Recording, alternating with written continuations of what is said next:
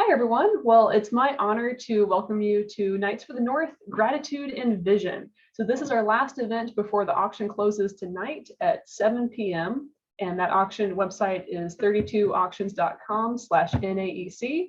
We have raised so much money and I'm really excited about that. Thank you all. Tonight we'll hear from some close friends of the Northern Center, including Jim Hunter, Susan Grace, Mary Zoller, Nancy Fresco, Elizabeth Balster-Dabney, and our current executive director, Scott Fogarty. I want to start with a land acknowledgement. So my name is Kristen Swearingen, and I'm here in the Northern Center office. We acknowledge that we work throughout the unceded territories of the indigenous peoples of Alaska. Our office is located on the traditional territory of the Lower Tanana Dene Athabascan peoples. I want to honor the ancestral and ongoing land and water stewardship and place-based knowledge of the peoples of these territories. And why don't you go ahead and type in the chat where you're calling in from, if you know your ancestral land, or just saying hi. And as you do that, we're going to go ahead and wait for a few more people to arrive. So I invite you to sit back and relax or get up and dance to some music by Tim Easton.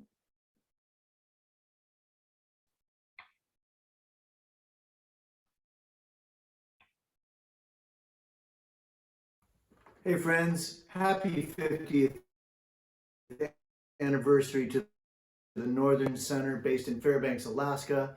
Big shout out to all of you that work there and all of you that support it and help raise awareness for the Arctic Refuge, a place that the Gwich'in people called the sacred place where life begins. And I want to sing a song for you that I wrote. It's called The River Where Time Was Born.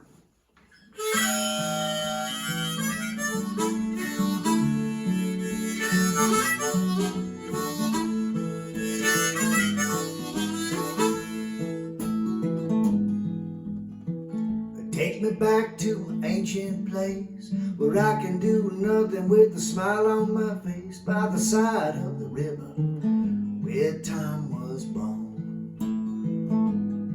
If you keep a tight lip, run a tight line, and you can come along when the stars align, and we'll float down the river where time was born.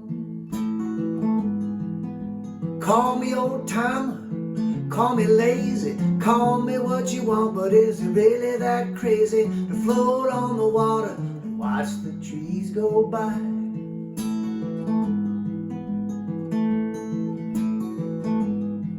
Now when you jump in, there's only two ways: either go with the flow or just struggle and strain against the mighty strong pull of the river where time was born.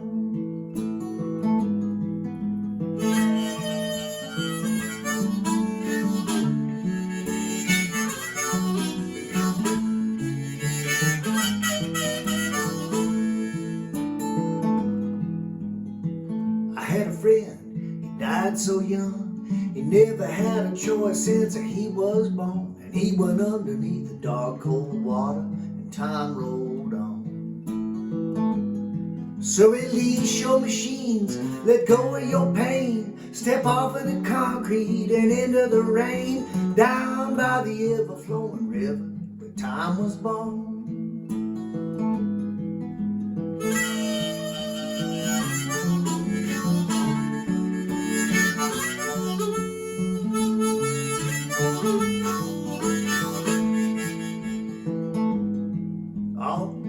Take me back to my ancient home, where I can be satisfied on my own, by the banks of the river where time was born.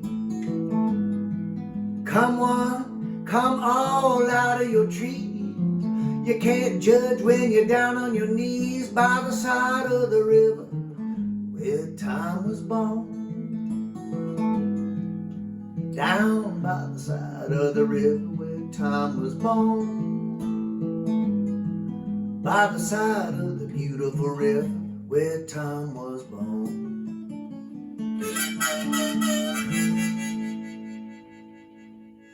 Take care, friends. All right. Well, yeah, Thank you, Tim. I'm going to go ahead and pass the mic on over to Elizabeth now. Let me make sure that you can unmute first.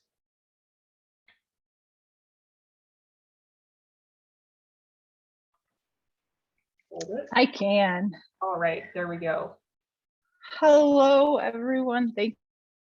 Oops, sorry, I just muted you. Okay, you can unmute yourself now. That's a nice Go little ahead. trick my kids wish they could do. Thank you so much, everyone, for being here. And Tim's not on with us, but I'll say to you all, he has been such a generous supporter, himself and through his music. And he started Northbound Music Festival for us. And we're looking forward to bringing that back in 2022 and hearing more from local artists that we love and Tim, who we consider a local. So thank you so much. I have the honor to be tonight's master of ceremonies, if you will, tonight's MC. And Jim Hunter, Susan Grace, Mary Zoller, Nancy Fresco, and Scott and I are going to share some words with you all. Jim could not be here due to the time difference. He splits his time between here and Arizona. And so he's given me the task of sharing some words that he shared. And then we're going to hear from Susan Grace, and then Mary Zoller, and then Nancy Fresco. And Nancy, if you'll pass it back to me when you're done, and then Scott's gonna close us out. So by way of a little housekeeping, I'm gonna go ahead and read everybody's bios to start with, and then I'll get into just and reading Jim's words. So here we go. So Jim Hunter, founder of the Northern Alaska Environmental Center, was born in Stockton, California in 1937 and arrived in Alaska in 1955 as an 18-year-old Army Air Force private. He served 4 years as a radar operator, and after discharge graduated from San Francisco State College in 1963 with a degree in creative writing. He worked as a pizza cook, a prison guard, a newspaper reporter, a psychiatric technician, a substitute teacher, and a radio announcer before returning to Fairbanks in 1966. In the late 60s, Gordon Wright, G. Ray Bain, and Hunter founded the Fairbanks Environmental Center, now known as the Alaska Environmental Center, or the Northern Center for short. In 70, Jim Hunter arrived with and several others founded what's called the Arctic Flying Club, and it's still in existence today. He served in the mid-70s on several advisory boards and board of directors throughout the interior and on national organizations as well, and has spent a huge part of his life writing. He wrote the widely acclaimed guide to Mexico's Baja Peninsula called Offbeat Baja. And this March, his book, Mike, Charlie, and Wolf, came out and is receiving high praise. And in December of this year, his book, The Bunny Boot Journey, is an autobiographical hitchhiking adventure down America's West Coast and on into Mexico. Jim wanted me to share that he worked for many years in Alaska as an insurance adjuster and small business owner. And in 1985, he and Marilyn Mount, a counselor at the Fairbanks North Star Borough, were married. For almost 20 years, Jim and Marilyn alternated between their remote cabin near the White Peaks of the Alaska Range Mountains south of Fairbanks and their home in town. And since 2012, they have split their time between Fairbanks and Tucson, Arizona. Mary Zoller moved to Fairbanks in 1982 and soon became a member of the Northern Alaska Environmental Center, which at the time had a staff of 2 people. In 1887, she heard rumors that Associate Director Kate Pendleton was leaving. Mary called the ED, Randy Rogers, at the time and suggested that the center needed an office manager, and how about hiring her half-time? Mary was hired in fall 1987 as office and publications manager, along with the new ED, Rex Blazer. The small staff soldiered on together until 89, when Larry Landry was hired as associate director. Mary resigned from office responsibilities in 90, but continued to produce the Northern Line until 1998, and she still continues to volunteer at the center on numerous projects. Nancy Fresco worked as the Boreal Forest Coordinator at the Northern Center from 1999 to 2006. In 2006, she completed her PhD in biology via the Regional Resilience and Adaptation Program at UAF. Nancy and her husband Jay had twins that same year. The following year, she started work as a climate change researcher at UAF, where she is now research faculty, and the network coordinator for the Scenarios Network for Alaska and Arctic Planning, and a climate change research group within UAF's International Arctic Research Center. Scott said he didn't want me to read his bio out loud and said that's what our website is for. So if you want to know more about Scott, you got to click on northern.org. And I'll introduce myself before we go. As is wont to do sometimes, we miss bios in our emails. So I am going to have Susan Grace introduce herself before she kicks us off with this history session. But I do want folks to know, and I'm sure she will mention it, but the thing I wrote down and the thing that I know Susan for is being an amazing Alaska troubadour and the founder of Camp Habitat. And so with that, Susan, would you please introduce yourself and lead us off for tonight's panel? Okay, I thought Jim was going to open it for us, but you are absolutely right. I am so flustered and nervous that I just went right over that part. I think Jim Hunter should be the voice of the beginning of this celebration. Okay, I will do that. Okay, I put my notes out of order here. So Erica is going to share her screen with us. Jim shared some photos with us that we want to share with you all tonight, and I will get going here. So I don't know if you all are familiar with Jim Hunter's email practices, but he likes to use lots of bold and lots of colors and emphasis. And so the thing that he emphasized was that the center was Ray Bain's idea. Gordon Wright, myself, and Jim Kowalski took the idea and ran with it, as did Ray, of course. As did each board member, ED, patient staff, maybe 200 over the years, and quiet members ever since. This stagecoach has been pulled uphill in defense of the earth now by thousands of us, as well as Celia Hunter and others in the Alaska Conservation Society. For without the financial oxygen, the ACS, the Alaska Conservation Society, somewhat hesitantly provided, we could have died in the crib. File it, it's true. The ACS was our critical midwife, never forget it. The reason the Alaska Conservation Society was suspicious of us is simple. We were activists, and they were, for the large part, not, being mostly scientists and university folks. They believed in the same things we did, but saw a different path to success. I urge you all, now a half century later, to continue as you have so far with great pride and success. Do not fear the activist path, nor become mired in bureaucracy. Prefer a seat at the table, but prepare, if absent, to pound hard on the closed door. That quote's going to go up somewhere in my office. I help now and hope to see you all in 10 years at our 60th anniversary.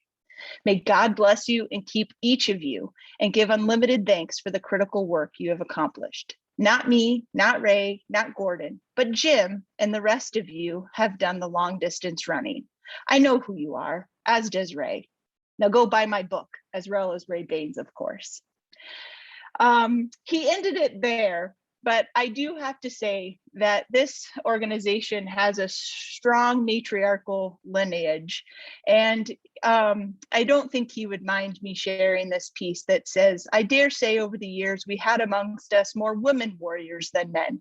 Go ahead and count them, guys. I dare you. Don't get me started. You go, girls. Never forget who we are and why we are here. Ever. The earth needs us. And with that, Susan, I will pass it back to you. Wow, that's powerful.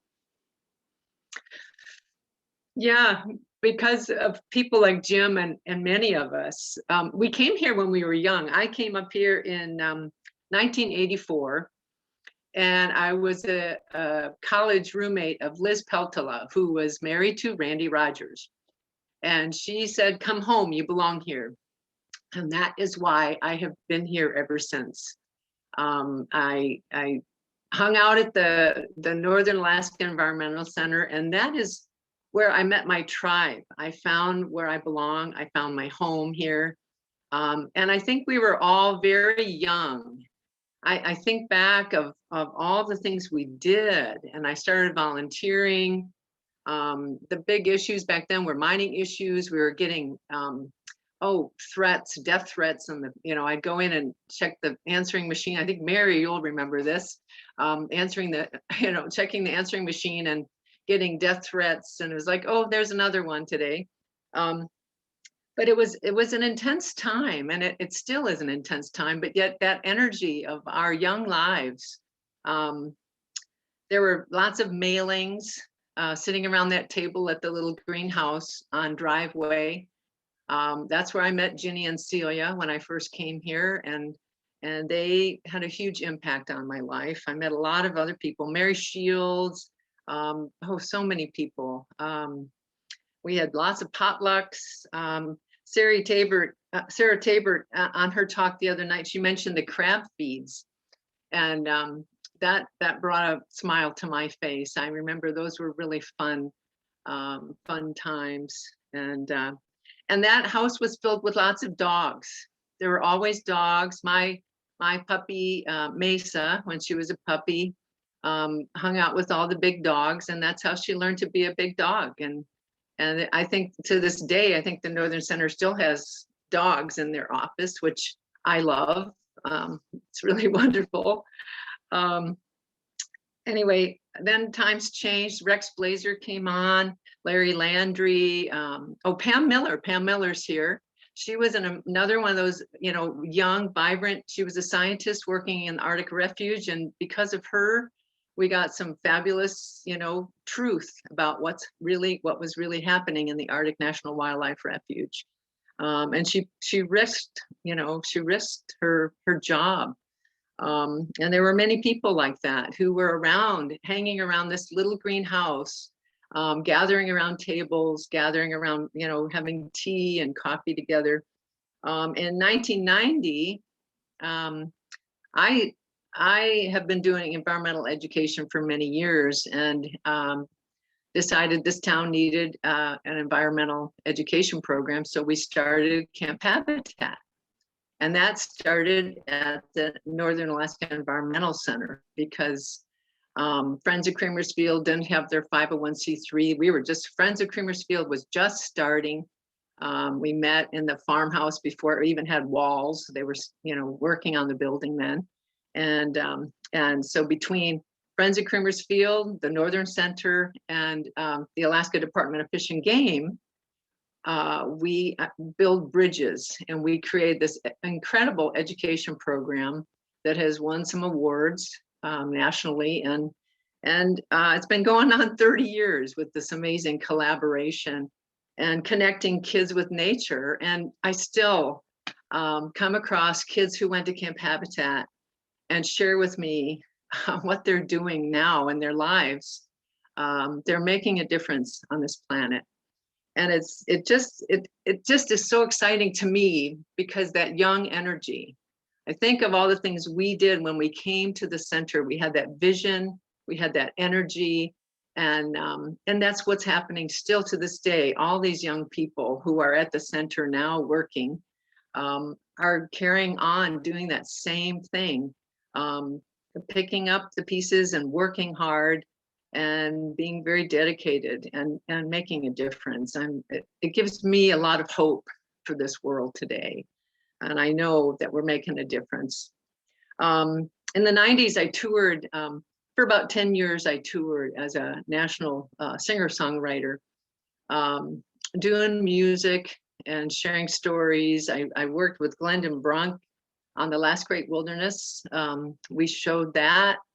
We did music and images and talked to people about the Arctic Refuge. And we did that all over the country, particularly in states that were sitting on the edge. And then we would encourage people to write letters to their representatives, and it worked. It was a very powerful tool, using music and images and connecting with people's hearts. People who may never come to Alaska, people who will never get to the Arctic Refuge.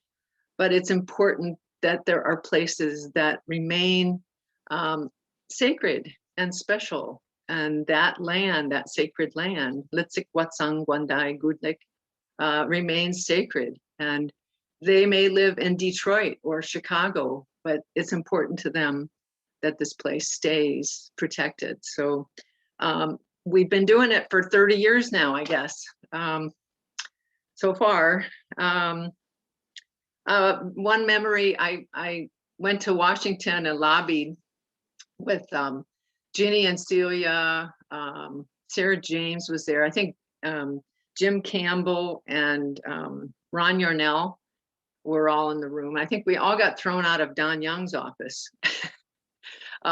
He got all upset and was all wound up and said, "Oh, you environmentalists, I don't want to hear you." And so he, kind of kicked us out of his office, which we all just kind of laughed and went, "Okay, what's next on the list? Who else do we need to talk to?" And Ron Yarnell, I like to thank, because he actually got me up to the refuge. I probably never would have been able to afford to go up there. As a folk singer and educator, I never made a lot of money, but I was very rich. But he helped me. I went along on one of his trips and worked and worked as a, just kind of a gopher. So I'd like to thank him, because he really got me up there to see that place so that I could sing about it and really talk about it through eyes that have seen that land and been on that land. So yeah, I just keep what Jim has planted the seeds of saying, and what all of us have planted the seeds all these years, for 50 years. It's kind of amazing, to just keep up the good work and keep at it. My shift as an activist has changed. I'm not out there on the front lines anymore. I think it's time for all the young people to go for it, and they're doing it, and they're doing a wonderful job. So thank you, all of you young people. You know who you are. All of us white hairs, us old, owls, old white ladies, with our backpacks and our hats. It's time for us we're still doing it. I write letters, I make phone calls, I still keep at it, but I'm not in the front lines. I'm not out there doing it like I used to do it. I'm doing much more living my activism with my life and through all these years. So I thank you for letting me speak. And it's wonderful to be here and be a part of a group of people who really are making a difference on this planet. And just keep up the good work. Keep at it. Oh, thank you so much, Susan. Very, very much. I told Kristen, I was like, you be ready if Susan brings her guitar out, because we have time for more than one song. So, but thank you so much for those words. And with that, Mary, will you, it's off to you.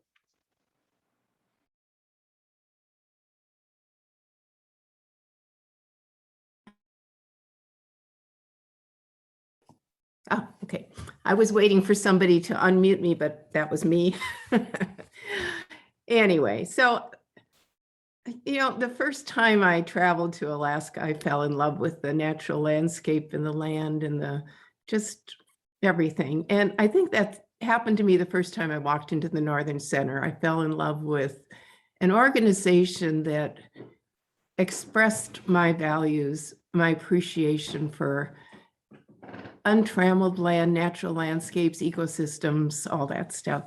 And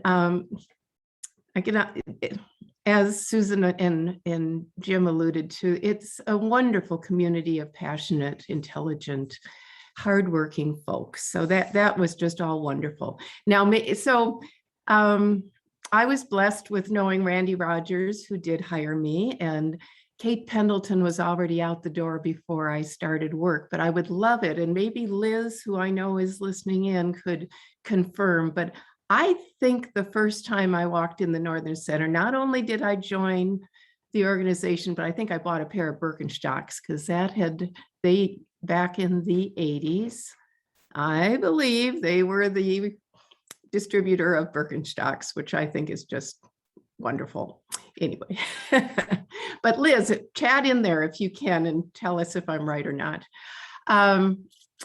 And Randy went on to work on a master's degree, and then he ended up at Fish and Game as a planner and a very effective person. But he helped I mean, Rex and I were new to the organization together, and as Scott and Elizabeth and many board members know, it's an incredible job to be an ED of the Northern Center and to be the only staff person working on issues development. I mean, I was helping with fundraising, but that was quite a task, and Randy helped ease us into it and carry on, and we were blessed when Larry joined the crew.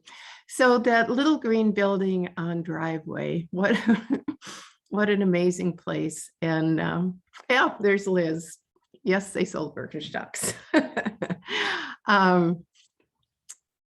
It was a funny little building, and I'm sorry that Arthur Hussey was the ED when the college, the little greenhouse on College, or the big greenhouse on College, was purchased and the move was made, but he could tell us more about that, in that similarly to our current office home, the kitchen area of the Driveway house was the meeting room where the table was, where we did the mailings, blah, blah, blah. And there was a little trapdoor in the floor there. And so down in the cellar was where all the things were stored, the old, boxes of files and this and that. And I always wonder what was found down in the cellar when the move was made in 2001 to College Road. So I started as office manager. We had gotten the first computer before I arrived in 1984, but when I came on board, we were still had little ledger books to record members and dues and this and that. So it was pre database computers, all that wonderful stuff. And I think by the next year, in 1988, I had decided that we'd save a lot of money if we did our publications in-house. So took it on myself to learn how to do PageMaker and started doing the Northern Line and that kind of thing. In 1987, I was reading that the members helped pay off the mortgage at the Driveway house. And I saw that the Taberts were some that had been original down payment people for that dwelling. And I think they're on the online today too. So just a wonderful history of people. I found my community, as Susan said, when I ventured into the Northern Center. I have met by far the best people in my life through the Northern Center. And what a repertoire of talented, remarkable, thoughtful, intelligent folks, passionate, compassionate folks. And Susan Grace, I think, captures in her words and her songs, her music, just the essence of the country, of what we're all working for. And also, when Susan mentioned dogs, the Driveway house was extremely small. And once we started growing, which we did through the work of the wonderful board and Rex and staff kept growing. And at some point in the early to mid 90s, I don't know if Beth or Nancy Fresco were on board then, but a building was built, another little structure behind the main building, and it was called the Dog House. I'm not sure if that was for the staff that worked there or for the dogs that came along, but that was just kind of cute. Let me see what else I think I need to add to the mix. That I'm always struck, and especially looking back through the issues that we were working on back in the 80s, and Susan Grace was right. Randy Rogers had done a lot of mining work. There were lawsuits filed for water quality issues and that kind of stuff. And there were death threats to him and at the center. And also in his time, the Northern Center was the contractor for building the Circle to Fairbanks trail. So not only did we sell shoes, we built trails and saved the world. But some of the issues carry on: clean water, clean air, mining, Arctic Refuge, just so many things. The story might change, but the issue's pretty much the same. And with that, do I have anything more? Just a wonderful, wonderful history of people, events, auctions, annual meetings, great stuff. So I'm glad to still be here and part of the community. Thanks. Thank you, Mary. Nancy, will you take off?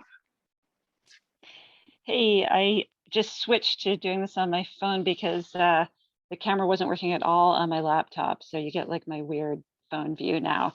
Can folks hear me though? Awesome. We can. Yeah. Great. And yeah, I feel in thinking through memories related to the Northern Center, I feel like there was always a little bit of an undercurrent of me feeling like a fraud because I didn't live in Alaska when I was first hired. I had just finished my master's degree in forestry and environmental studies. I was looking for a job. So there's kind of this theme running through all of us talking about being really, really young at the time. And funny story that most people don't know, I interviewed for the job over the phone, which seems really normal now in the age of Zoom, but at the time seemed kind of out there. But the thing that was particularly funny was that I was at the time at John Kerry's summer house sitting on a porch wearing a bathing suit. And Stan Justice was one of my interviewers. He didn't know that. He just found out 5 seconds ago when I said that. It was because long story short, we had just all finished our master's program and like finally finished all our exams, like phew, really tough slog in that program. And we were celebrating one of the friends that I'd made in the program happened to be John Kerry's stepson, Andre Hines. And he's like, hey, my stepdad has this great summer house. So we went out there and then I got the call saying that I had an interview. So that is my first ridiculous story associated. And then coming up here, of course, and immediately feeling like I had to be super representative of Alaska, which was a place I'd never been to before. And of course, feeling like a fraud doing so. And having a lot of knowledge about the boreal forest because I'd done my research in northern Saskatchewan in the boreal forest. So I'd spent a lot of time up there. But I immediately got dumped into these meetings with local forestry and things were a little contentious. This was in 1999. Just before the turn of the millennium. And there was a big push then to try and do a whole bunch more logging, which seems like a dim memory now because now no one is particularly thinking about hugely extensive logging here in the interior. But there was a big push for that then. And I showed up as the environmental representative at these forestry meetings. And I could tell everyone in the room thought I wouldn't know anything about forestry. So I had to try and use a lot of technical terms to show that I did. But yeah, the delightful thing about it now is that I can look back across 22 years and, I married a lifelong Alaskan. I've got 2 kids who've lived here their whole lives. And so finally, after all those years, I can feel like, slightly less of a fraud as an Alaskan, having been here for so long. But, that crossover point that people have mentioned between being an advocate, being a scientist, it's been really fun for me to always be a little bit of both and to realize that, if you have as much scientific knowledge as possible, then you can be there wherever that is, in that room full of foresters trying to make a point about why conservation matters, trying to get people's attention, trying to get people's respect. And of course, now I'm at the university, I'm a researcher. So now it works the other way where I, I'm thrilled that the advocacy folks still talk to me and that we can exchange information and that we can share information and that we can talk about everything we can do together. And a lot of what I'm doing now in creating tools about climate change and ways for people to access that information has to do with making it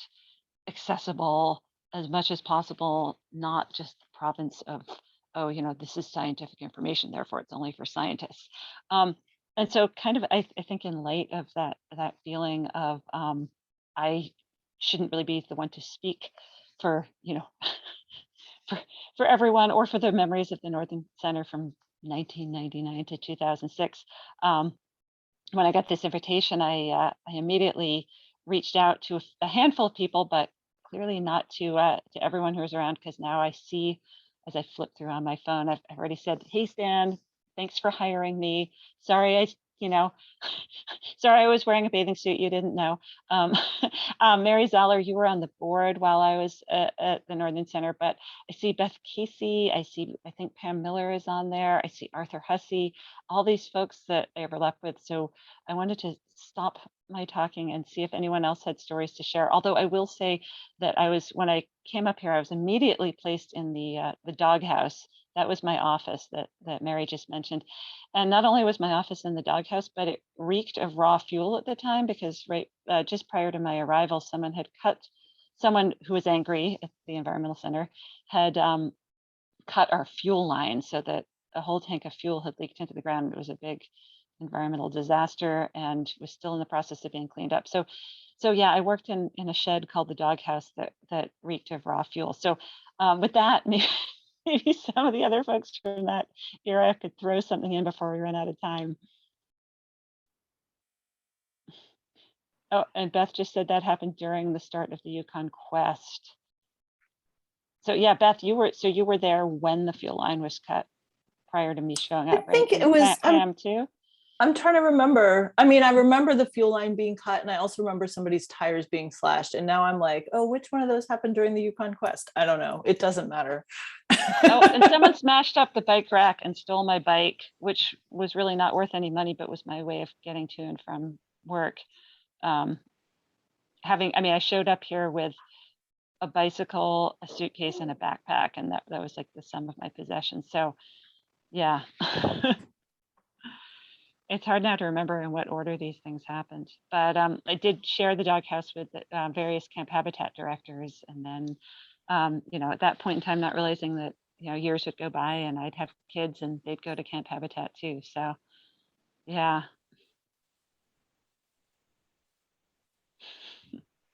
Thank you so much, Nancy. And before we end, Scott is going to open it up to the floor for everybody to share their stories and be in conversation with each other. And so with just Scott and I left, we're going to keep an eye on the time, and between the two of us, try to leave at least 20 minutes or so that people can share their stories about their time at the Northern Center. And so with that, I will introduce myself. So many familiar faces, some new to me, which is such a blessing that you came here. So thank you. I had the honor of serving as the executive director of the Northern Center from 2014 until 2020. And I'm now the deputy director. I took off during the pandemic to homeschool my kids and got to know Scott. And through his talking about the vision that he has for the Northern Center and the people that are a part of this place, I was really heartsick to not be a part of that. And he offered me the opportunity to come back half-time as their deputy director, and I said yes. And I'm so happy to be here celebrating 50 years. I know we would love to be sitting together, eating crab and shrimp, recreating the events of the past together at a live auction with a fun auctioneer. But as it is, it's okay. We're seeing each other's faces on the screen, and this feels really wonderful. So thank you all for being here.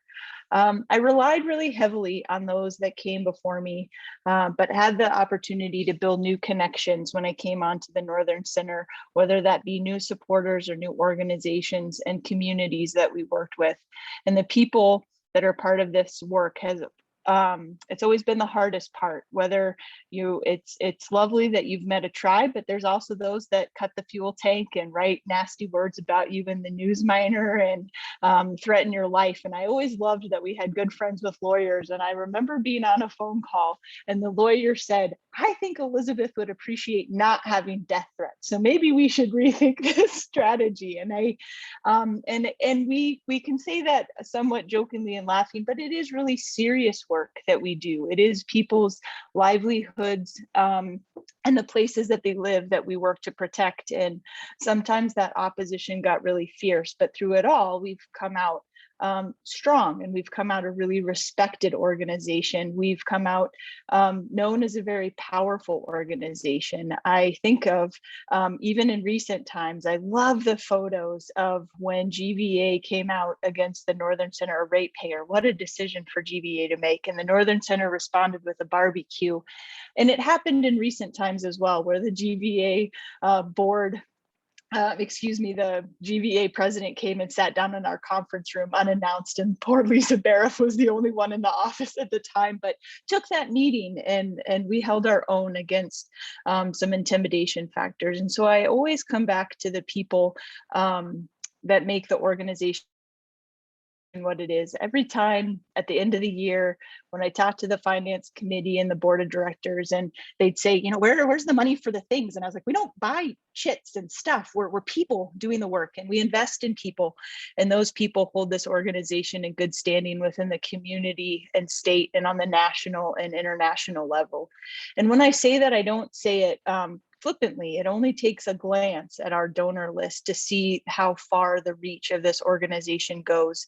And it's a really powerful testament to the strategies and perseverance that have existed from the very beginning. There's a thread going through this talk this evening about people, and it's the people that make this organization what it is. Scott's going to talk about the future and the vision, and I just wanted to speak to the gratitude piece. There's people on this phone call right now, like Mary and Ken, who very purposefully, whether they knew it or not, but took me as a new executive director under their wing and would share their stories and would share the history with me so that I knew about the shoulders that I was standing on. So that, you know, there's nothing new under the sun. But as a new executive director in a board with a board that wanted the organization to pivot back to its grassroots organizing, back to being people-based, that was really important to know those stories about where we'd come from. And I think about people like Paul and Terry Reichard, and Paul got the title when he retired from the board after 12 years as senior advisor to the executive director. And I was so grateful for that. Paul Reichard, having access to him on a daily basis, and Terry and the wisdom that she's had as being a female leader in this community within nonprofits meant a lot. I see Karen Brewster's name up here, and she wrote the beautiful book, Boots, Bikes, and Bombers, about Jenny Wood and the matriarchs that we had, and told me the stories of Jenny Wood and Celia Hunter and the work that they did in their leadership. And it was incredibly powerful. Susan, the Camp Habitat is such a phenomenal program, and to know that those youth that came up through the program that you started became interns at the Northern Center, and now they're staff people at organizations that we partner with all over the country. And when I would travel for the Northern Center outside of Alaska, I kid you not, we'd be at a house party. I was at a house party in Boulder, Colorado, and this family came in, and they each had a different Run for the Refuge t-shirt on from a different year, and they had collected all of the Run for the Refuge t-shirts, and they talked about their times in the Brooks Range, and they talked about that when they had summers that they'd put their kids through Camp Habitat, and these were then, now they're coming back as donors and supporters of this work. Stan, I can't tell you how many times you have walked me through that house and showed me the on-off switches and what goes to what. And if you all remember, I came on right as the White House in the back of the current location was getting taken down. And I remember Anna Sorensen at the time, she was the admin and finance director, and my mom and dad, and we showed up on a Saturday, and it was something like 25 truckloads of things from that house. But Stan very patiently back there going in and filling in the grass, and he just helped me winterize and button up the house. And Carol Norton and Arthur Hussey, you were on the board. You were on the hiring committee for me when I started. And again, just this gentle way of bringing people into the fold and the building of community, whether it was outright or whether y'all thought it was intentional or you were doing it intentional, it certainly helped this young activist and organizer grow into a leadership role in this work. And I will forever be be grateful for that.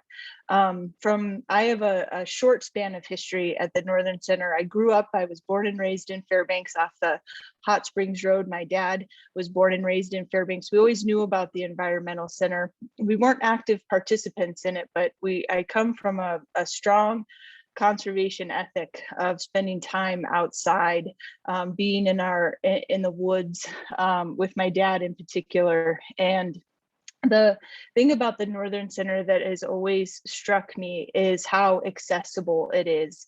And that was the big part of the work that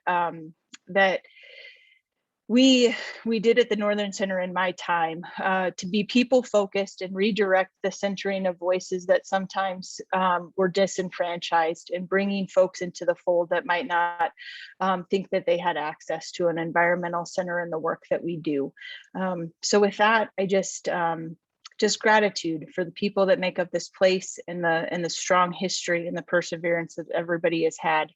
And I will pass it on to Scott to talk about what comes next.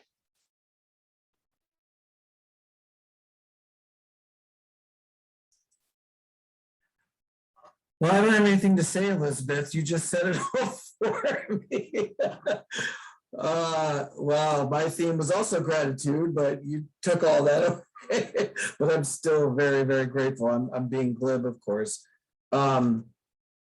Thank you, Elizabeth, and everybody else who's contributed to this tonight. I'm just blown away by listening to the stories that people are telling, and I think they all represent the theme about gratitude, and gratitude for each other, and gratitude for the people that support this organization and have over time, and a handful of people who in the very beginning recognize the values of what the natural world here in Alaska presented, not just to people who lived here, but to the entire state and the entire planet, for that matter.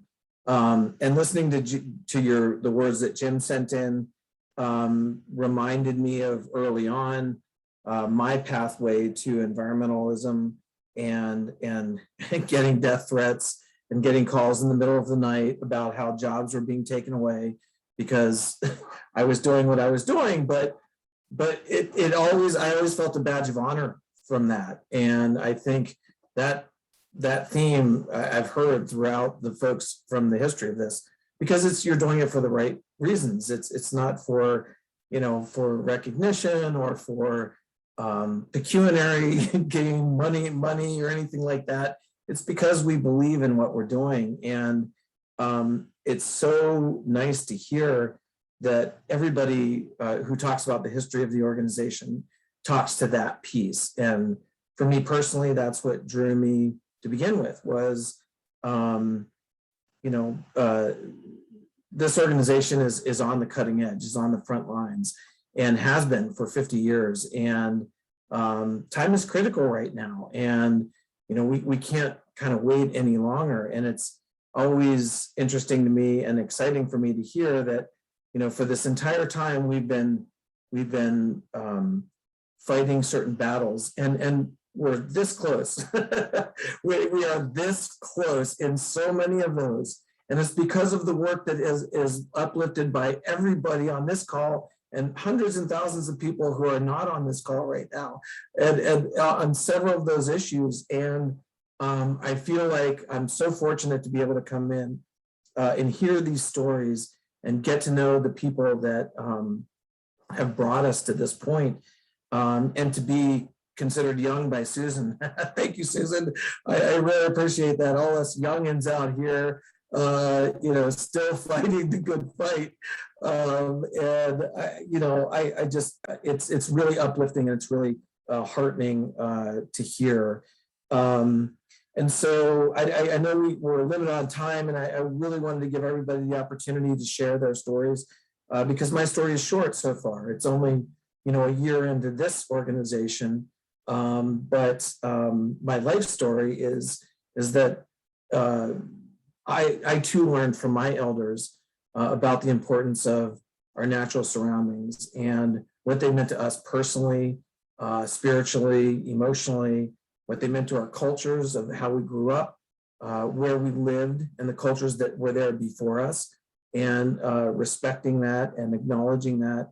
And I feel so humbled and fortunate to be at the helm now as we're looking at challenges that we never even thought about 20, 30 years. Well, some people thought about it, but to the extent that we are now, where we kick the can down the road, and our earth is changing, and we really need to act quickly. And that's kind of one of the big things that brought me back here to Alaska to work on these issues. I also want to acknowledge the really awesome work of our current staff and our current board.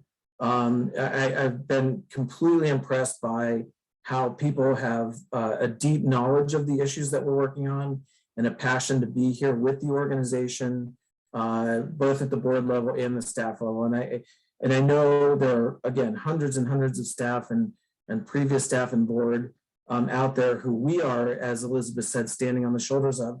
But our current staff is really awesome, and I appreciate everything that they've done, and our current board as well. And I look forward to looking what we're going to do in the next 50 years. But having said that, I really hope we don't have to be here at 50 years. I hope we solve these issues next year and this organization goes away, because we don't need to be here, because everything has, you know, I always said that as a nonprofit, you have a goal of putting yourself out of business because whatever the issue is that you're trying to address, you've succeeded, and therefore you're no longer needed. However, we're not quite there yet, even though we're really close and we've had a lot of great victories. And I'm just going to gloss through these really quick. Come on, Arctic National Wildlife Refuge, come on, we've done, that's big kudos to not just us, but the whole coalitions and everything else. We're as close as we've ever been. Willow Master Project, I mean, again, what a resounding victory. I mean, these are big things. We're still working on Amber, yes, but we're, you know, things are happening, things are moving. We have Indigenous people in the echelon of the White House with voices to connect to the policymakers. So all of these things that started 50 years ago, and probably even further back, especially with our Indigenous communities, we're starting to see some finally some traction and some success. And I want to acknowledge that what you've done, everybody here, and what we hope, you know, this next round of what's happening, it's going to continue. Yeah, so I'm very optimistic, and we're going to continue to push on all of these issues, but we're also, I think, going to extend our breadth and width of what we want to do as an organization and what our goals and objectives are. As Elizabeth again alluded to, you know, the past 18 to 24 months has been really difficult on you know, not just us and not just our nation, but the planet. And it's just been really tough. But I feel like we're going forward, hoping for normalcy to come back. And during that time, I'm really eager to meet with all of you and have our staff meet with all of you and reconnect to the past as we go forward. And we're entering into a strategic planning time right now. We've begun the bones of it, but we haven't really taken the next step of it. But a couple of themes that have risen to the top are, one, I think we recognize that boundaries and environmental issues, and they're global. They are not, they are local, but they're also global. And in being global, I feel like this organization has a voice and a role to play in an international way to address climate chaos and the things that are occurring to our planet right now. And I think, as Elizabeth alluded to, we are strong. 50 years, we have a voice. A lot of our constituents and supporters come from outside of Alaska, which is a very strong thing. We are the northernmost environmental organization in the country, and we've been here 50 years, and we're strong. And so I would like to use that on an international level, especially look at sustainability issues and how we can contribute to the reverse of extraction of fossil fuels and a pivot towards renewable energy sources, clean energy sources. And I think this will help inform a broader base. As Susan was talking about, the kids that she's educated, and Elizabeth has run into them around the country. What a great story, great stories. And that's how you influence the next generation who is being impacted now and will be impacted in the future over these things. And I'm not sure exactly what that looks like yet, but I feel like we have a role there. And I feel like we have a responsibility there, because we can utilize our history to say, here's the path that we've taken, and maybe, you know, we can alter that and have you take the same path or work with you to educate you on those pathways forward. And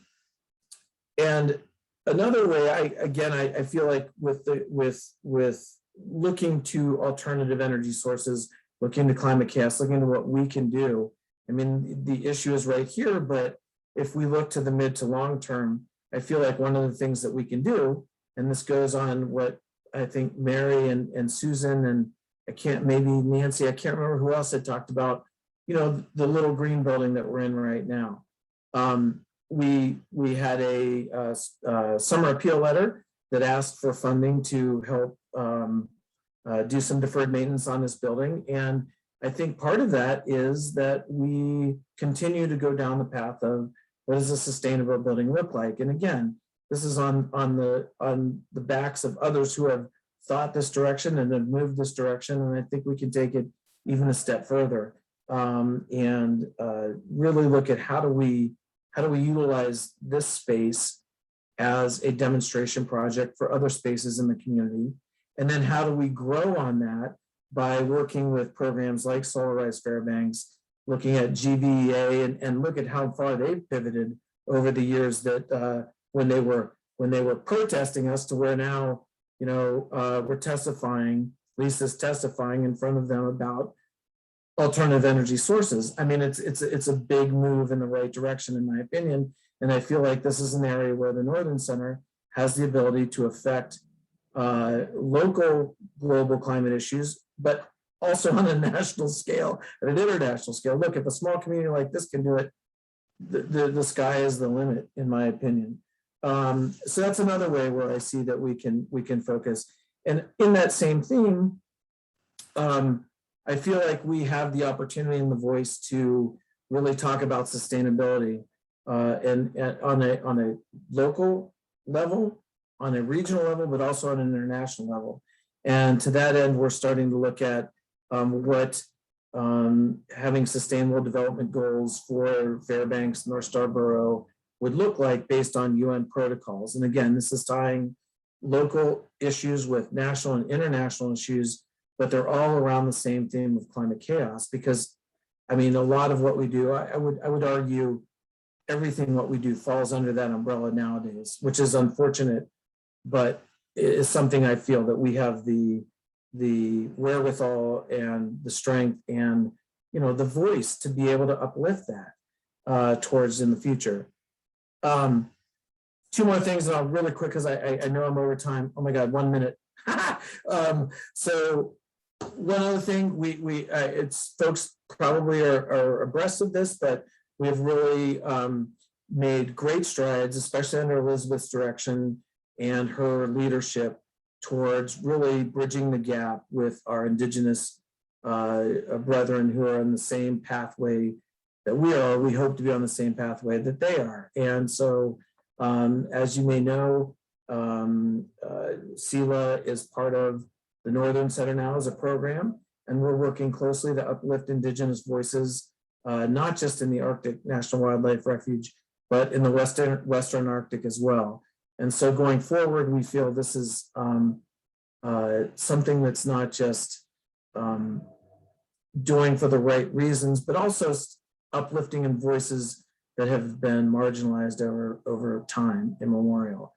And our Native partners have lived here for forever. Their ways of life has altered. They are experiencing firsthand the dire consequences of combustion engines and other things to keep us warm and happy. And we are working stronger and closer with them going forward. And that doesn't just include Indigenous voices here, but I think as well around the lower 48 and internationally. And I can't go into all this really quickly right now because we're up over time, I think. But I want to end with just, again, thanking you all so very much for your commitment, your dedication. I know I am eternally grateful. I know there are hundreds and thousands of people out there who weren't able to attend tonight that are also just eternally grateful. I know my children and their children and their children's children are eternally grateful.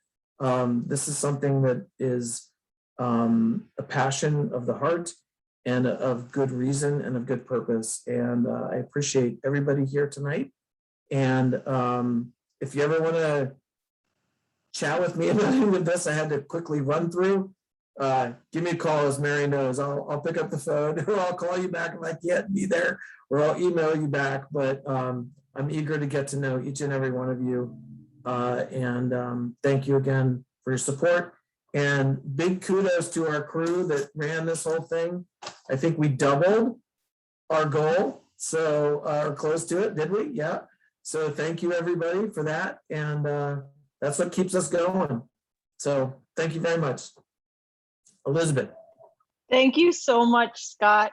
And before Kristen does one more reminder, if folks want to stick around after the hour, we really do want to hear from you and your stories. And so we're going to open up the floor. You can come on to video and you can go off mute. And so we can, sometimes tech makes it hard until, you know, we might talk over one another, but we can be patient. And so please put yourself on video and take yourself on mute and share your stories about the Northern Center. We'd love to hear it.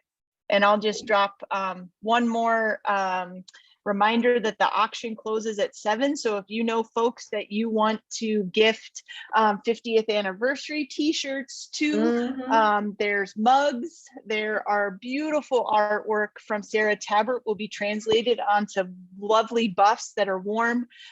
Kristen has done an incredible job to make sure these products are not only 100% cotton, if possible, made in the U.S., but in some instances they're made by small locally owned groups, and they're printed with non-toxic inks. You know, we try really hard to put our money where our mouth is and to do this in the best way. But you wearing your Northern Center, repping the Northern Center, helps us tremendously. It's a conversation starter to bring new people into this organization. So thank you for drinking your coffee out of that mug, or wearing the beanie, or sending your people our t-shirts.